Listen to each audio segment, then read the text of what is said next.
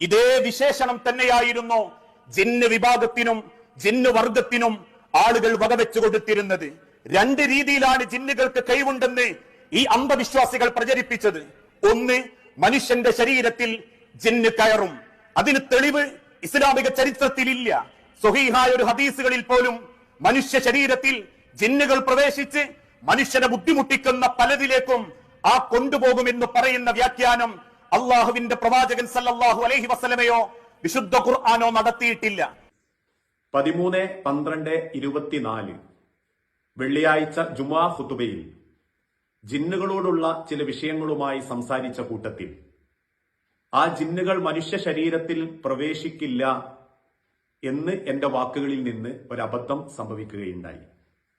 എന്റെ അറിവില്ലായ്മ കൊണ്ടും വേണ്ടത്ര ആ വിഷയത്തിലുള്ള അറിവ് നേടാൻ സാധിക്കാത്തതും കൊണ്ടാവാം ഞാൻ പറഞ്ഞതിൽ അബദ്ധമുണ്ടെന്ന് എന്റെ കേരള ജമിയത്തുൽ ഉലമയുടെ ഭാരവാഹികളായ പണ്ഡിതന്മാർ ബോധ്യപ്പെടുത്തി തന്നപ്പോൾ ഞാൻ ആ ബോധ്യപ്പെടുത്തിയ കാര്യങ്ങളെ കൃത്യമായി വിശുദ്ധ ഖുർആനിന്റെയും തിരുസുന്നത്തിന്റെയും തെളിവിന്റെ അടിസ്ഥാനത്തിൽ അവർ ഓർമ്മപ്പെടുത്തി തന്നപ്പോൾ ഞാനത് അംഗീകരിക്കുകയും ഞാനത് വിശ്വസിക്കുകയും ആ കേരള ജമിയത്തുൽ ഉലമയുടെ വിശ്വാസത്തെ, ആ തീരുമാനത്തെ പിന്തുണച്ച് മുൻപോട്ട് പോകാൻ ആഗ്രഹിക്കുകയും ചെയ്യുകയാണ്.